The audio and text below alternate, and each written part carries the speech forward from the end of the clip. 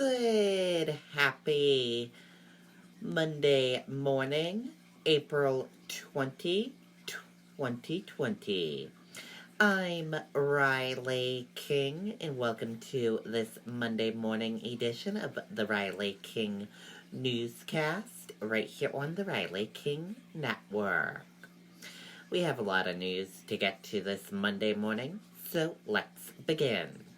First up, 3 additional deaths related to COVID-19 in New Hampshire announced by health officials. 521 people have recovered. Let's take a listen to this video from WMUR News 9.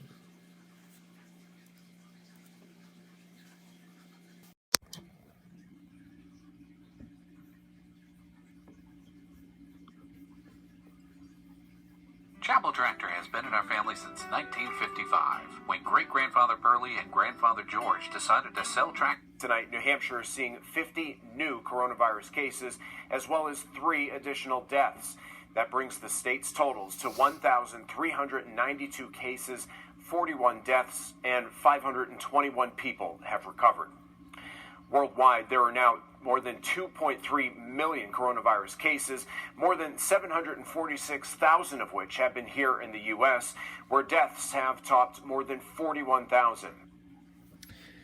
Okay, and there you go on that video and that report. And now let's take a look at your COVID-19 in New Hampshire, what you need to know. Let's take a look at those numbers. And here's a look at those numbers for all of you. There are 1,392 number of people in New Hampshire who have tested positive for COVID-19. There are 762,496 number of people in the United States who have tested positive. 41 number of deaths from COVID-19 in New Hampshire. And 198 number of people who have been hospitalized with COVID-19 in New Hampshire. 40,478 number of deaths from COVID-19 in the United States. This map of New Hampshire right here shows where the cases of COVID-19 are in towns and cities. Manchester, 258 cases of COVID-19. And this chart right here shows new cases each day in New Hampshire. In the purple, daily new positive COVID-19 cases. In the orange, new hospitalization. And in the red are the deaths. Common symptoms: fever, cough, and difficult breathing. How it spreads, and prevention tips. Be sure to stay with the Riley King Network for the latest of your COVID-19 information. New Hampshire runners adjust to Boston Marathon postponement. Several runners impacted. Let's take a listen to that video from WMUR News 9.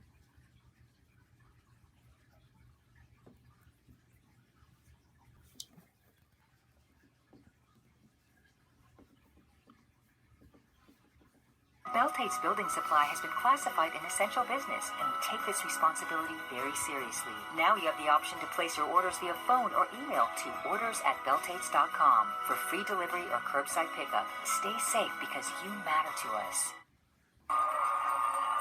Come tomorrow, you won't hear the cowbells ringing, people cheering, or the sound of thousands of sneakers hitting the pavement. For me, it was this kind of overwhelming, like, wow, this is a chance to take a step back and realize that life has sort of hit us in the face a little bit. Kelly Cohen was set to run her first Boston Marathon. Joining the Miles for Miracles team, she's raising money for Boston Children's Hospital. She says the patients and their courage will now carry her to the fall. I raise the funds and help the hospital, and they're focusing on getting their children better and, their families, everything that they do. That's one thing that I can help out with in that piece. So yeah, if anything, it gives me more time to raise even more money. For most people, they're doing 16 to 20 week training cycles, and you live in New England and you train through some really bad weather. Jennifer Mortimer is going for her second Boston Marathon. Last year, she was the fastest woman from New Hampshire to complete the race. She calls Boston a unique experience and says it is worth the wait. I had chills when I was on the starting line last year. It is the most powerful event in the world. There are people who come from all over the world whose life goals and dreams are to be there and do that. Brian Collins is preparing for his 30th consecutive Boston Marathon, a milestone he is eager to mark in September. It's actually such a celebratory day. It's a day really where there's pure joy and pure community that you experience. And Kelly, Jen, and Brian say they expect big crowds for the September race. For WMUR, I'm Tim Callery. Okay, and there you go on that video and that report. Despite being urged to stay off course, at least one runner took to the Boston Marathon route. Let's take a listen to that video from WCVB Boston.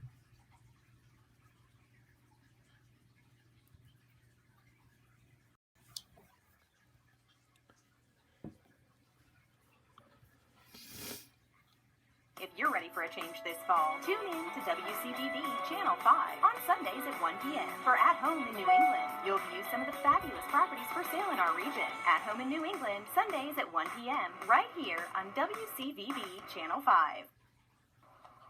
Good morning, Doug. We have heard about the surge for some time now, and yes, the peak is predicted to be today. And now the White House, the federal government, identifying Boston and Massachusetts overall as a hotspot. Take a look at the snapshot of the state right now. 1,705 new cases have been... Okay, we're getting word in our newsroom. That is the wrong video. Sorry about that, everyone.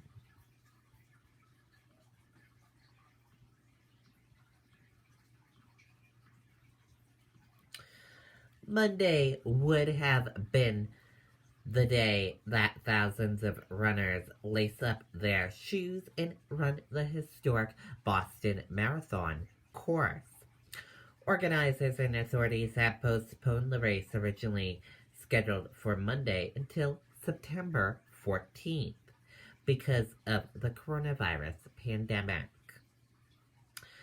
Instead, state leaders and race organizers are making a desperate plea. Governor Charlie Baker, Boston Mayor Marty Walsh, and the BAA have been asking runners to stay home. Officials are concerned about social distancing and the runners taking vulnerable first responder resources away from coronavirus patients who really need the help. Despite the pleas, at least one person started running the course in Hopkinton early Monday morning. The marathon generates millions of dollars for Boston area businesses, in addition to bringing in millions for a host of charities. The BAA is offering refunds to anyone who entered and can't run September 14, the date the race is rescheduled. Since 1924, Hopkinton has been the starting line for the world's most prestigious road race, and like Marathon and Athens themselves, the two are enduringly linked. It gets stronger and stronger every year, this relationship, said Tim, a longtime Hopkinton resident and former Boston Marathon race director. We see it as the spirit of the marathon resides in Hopkinton, and we lend it out one day a year. From the starting line in this lively colonial town to the finish on Boylston Street, residents and runners are preparing for a spring without the Boston Marathon, the first in 124 years. Tradition's an overused word, but this really is a rate of spring, Koldoff said. So this year it will lead into a beautiful fall season in New England.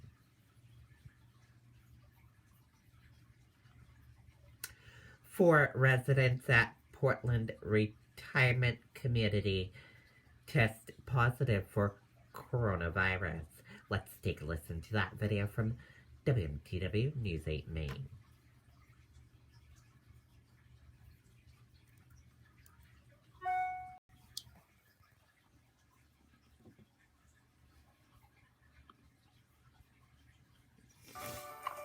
Running a campaign takes a lot of work, a lot of volunteers.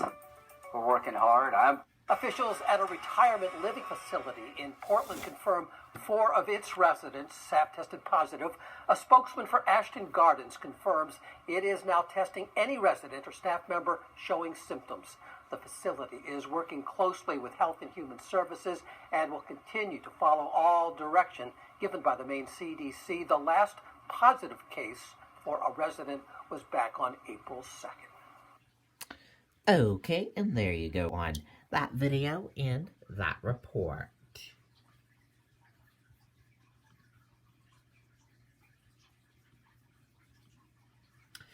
Dow features fall more than 150 points as U.S. crude prices plunge. U.S. stock features traded lower early Monday morning as investors weighed the latest coronavirus news along with a sharp decline in U.S. crude prices. At least 7,300 deaths confirmed at nursing homes around the nation. Let's take a listen to that video from ABC News.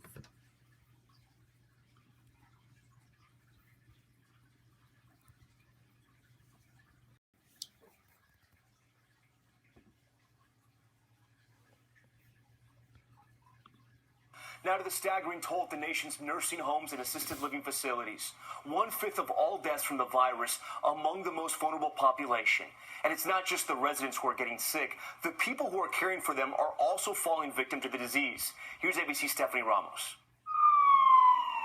Tonight, the coronavirus killing senior citizens at an alarming rate. At least 7,000 residents at nursing homes or long-term care facilities have died from the virus in states that are collecting this type of data. That's almost 20% of all COVID-19 deaths nationwide.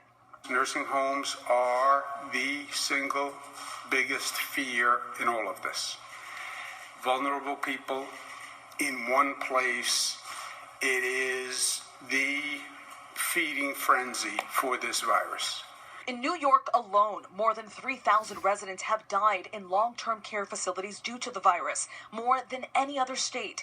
Governor Cuomo says many facilities are overwhelmed and facing staff shortages because employees are getting sick. In neighboring New Jersey, almost all of the nearly 400 nursing homes have at least one case of COVID-19. In Morristown, this woman says her father is sick with the virus and isn't being isolated. He went to the hospital, he was confirmed, and then he was released back to the nursing home to be roomed with another coronavirus positive patient.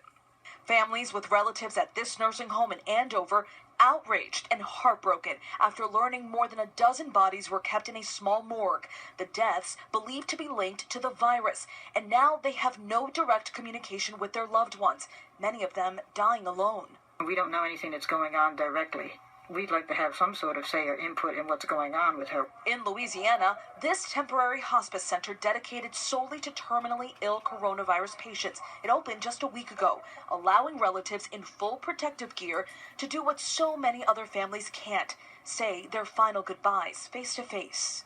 It's been very helpful to visit with my grandfather's, that his family is here with him and we love him, and we want him to peacefully transition, knowing that he is not alone. Tom, an investigation is underway into what happened at the facility in New Jersey. The attorney representing the Andover Subacute Nursing Home tells us in a statement tonight that the facility is one of the largest in the state of New Jersey and that the staff is cooperating with public health officials to prioritize patient safety. Tom. Stephanie Ramos with those new developments about the nursing home problems all across the U.S. Stephanie, thank you. Okay, and there you go on that video and that report. And that does it for this morning edition of the Riley King Newscast right here on the Riley King Network. I hope you all have a great rest of your morning, and I hope you enjoy the rest of your day, and I'll see you back here later on today for another newscast. I'll have a news report coming up in a little bit. Goodbye, everyone.